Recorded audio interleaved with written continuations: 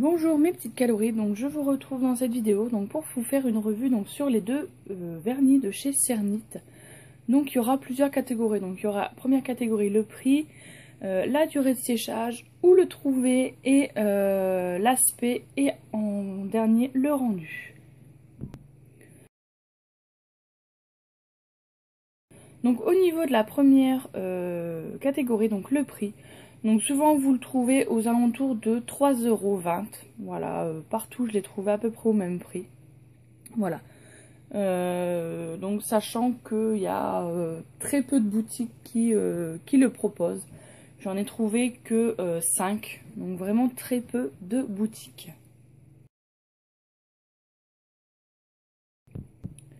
Deuxième catégorie, donc la durée de séchage. Donc au niveau de le nombre de couches, donc faut en mettre, on va dire, entre 2 et 3 couches, voilà, pour vraiment avoir un beau rendu.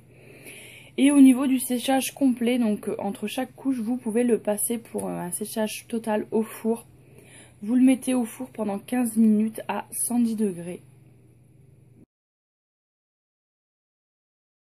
Donc au niveau de la troisième catégorie, donc c'est où le trouver. Donc j'ai fait mes petites recherches.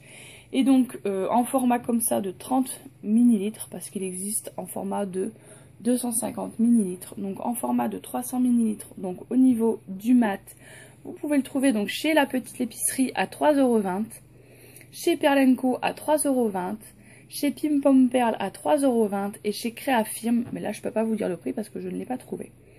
Et au niveau du gros bidon de 250 ml, donc pareil, vous pouvez le trouver donc chez Perle & Co à 14,60 € et chez Après Création à 12,60 € et chez Créafirm, pareil, je ne peux pas vous dire le prix parce que j'ai trouvé le lien, mais j'ai pas trouvé le prix. Donc tous ces liens, je vous mettrai en barre d'infos, bien entendu.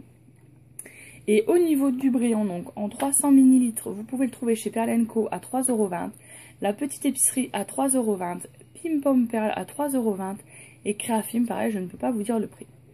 Et au niveau des 350 ml, vous pouvez le trouver chez Perle & Co à 14,60 €, non pas la petite épicerie, Après Création à 12,60 € et pareil Créafirm, mais je n'ai pas le prix.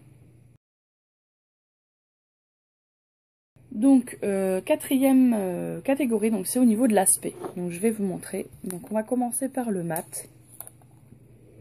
Donc vous voyez, ça fait un aspect un peu opaque en fait quand on le regarde. Mais ça ne fait pas du tout ça quand on l'applique, ça fait vraiment très transparent. Voilà. Et pareil au niveau du brillant, donc le brillant a un aspect un peu plus transparent, on va dire, voilà. Mais pareil, quand on l'applique, ça fait vraiment transparent, voilà. Et ça s'applique vraiment très très bien. Donc dernière catégorie, donc c'est au niveau du rendu. Donc moi je cherchais vraiment au départ un vernis mat, parce que des vernis brillants j'en ai déjà un de chez Cléopâtre. Et je voulais vraiment un effet mat, parce que en fait j'aime protéger mes créations, mais il y a des créations, il faut pas leur donner forcément un aspect brillant, parce que ça fait pas vraiment réaliste. Donc je voulais vraiment un effet mat, et je l'ai trouvé. Donc je vais tout d'abord vous montrer le résultat.